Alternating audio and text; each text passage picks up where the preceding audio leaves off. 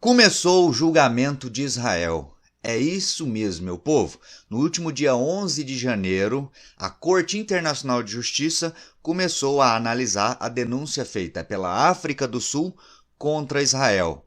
Se você quiser entender qual o fundamento e qual é efetivamente essa denúncia, me acompanhe aqui, fica até o final desse vídeo, deixa aí o seu like, já se inscreva e se você gosta da forma como eu apresento os assuntos, gosta do meu trabalho, considere também dar aquele apoio financeiro. Vou deixar aqui do lado as informações sobre a chave Pix. Caso você não possa, tudo tranquilo, estamos juntos da mesma maneira, só o seu like aí já ajuda bastante. Vamos lá, eu começo aqui fazendo uma cronologia dos acontecimentos recentes, começando pelo dia 7 de outubro de 2023. Naquele fatídico dia, o Hamas, que é um grupo fundamentalista islâmico, promoveu um ataque brutal e covarde contra Israel, a partir da faixa de Gaza contra o território israelense.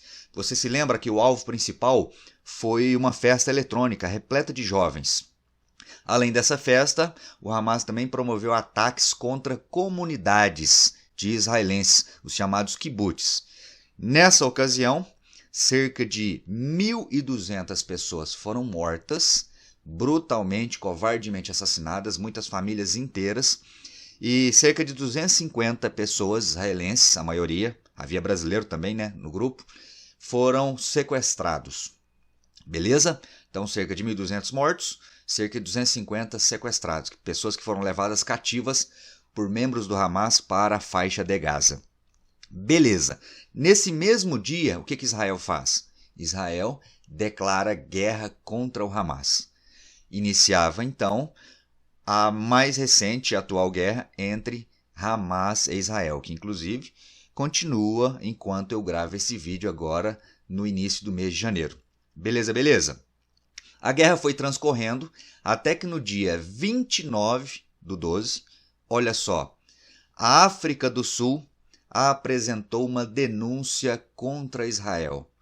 Qual seria o crime que, na visão dos sul-africanos, Israel teria cometido? Esse crime aqui, Genotananã. Eu não vou pronunciar a palavra, porque corre o risco de o YouTube censurar o vídeo por conta disso, né? Então, você está lendo aí. Essa é a denúncia. O fundamento de Israel baseia-se, por exemplo, no elevado número de mortos do lado palestino, sobretudo de civis. Na época da denúncia, por exemplo, era aproximadamente 20.000 mortos, a maioria esmagadora do lado palestino, incluindo crianças, mulheres e idosos. Então, baseado nisso, Israel fez a denúncia, beleza? E aí na denúncia apresentada, África do Sul. Na denúncia apresentada pela África do Sul, olha o que o país africano afirmou.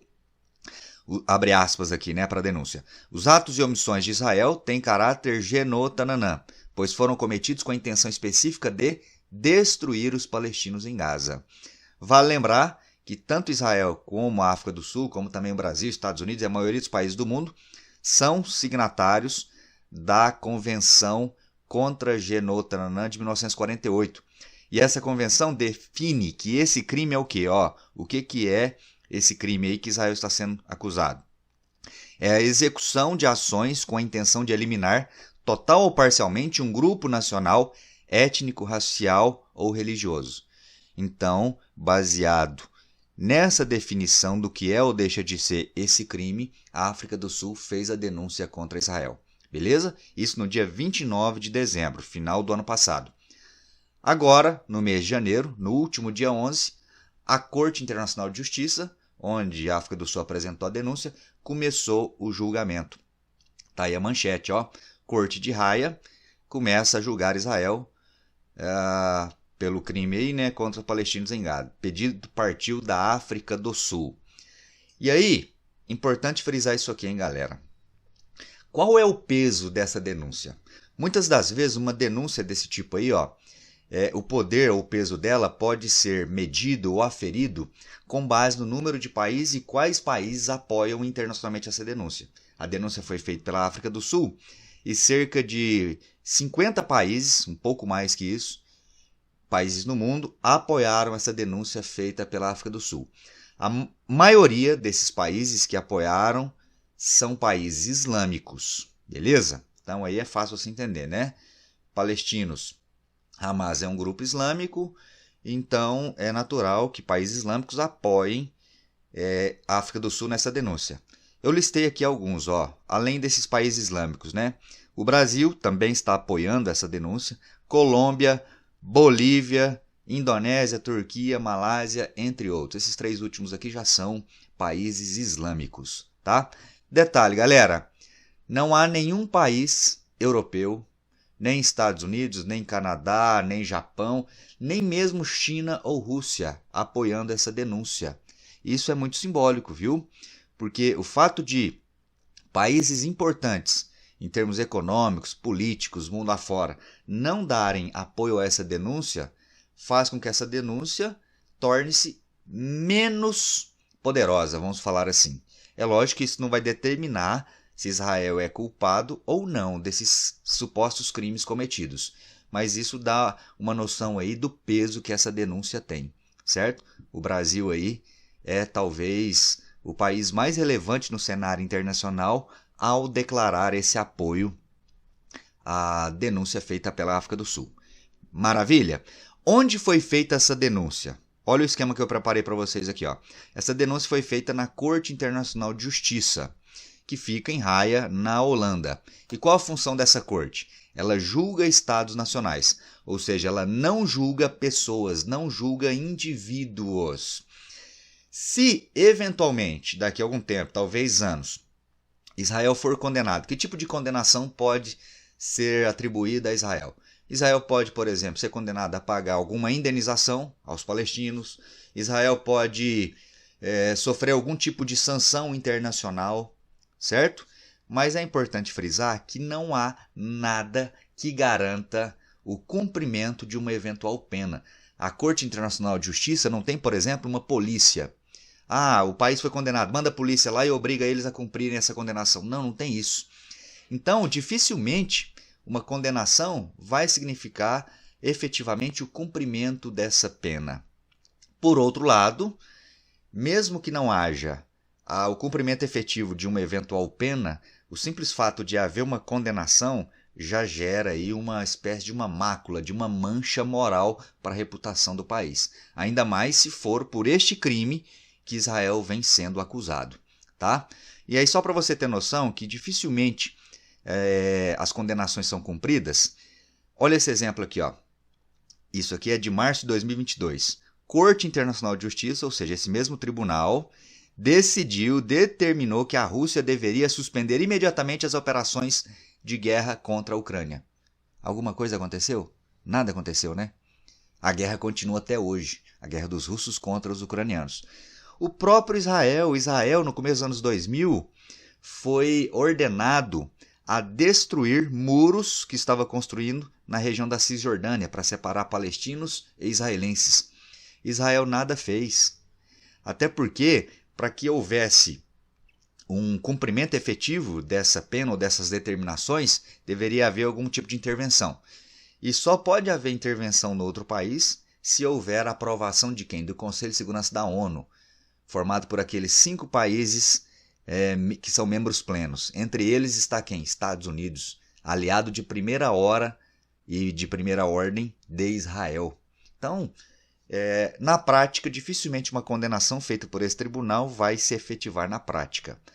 Mas, repito, uma condenação pode significar aí uma mácula, uma mancha na história do país.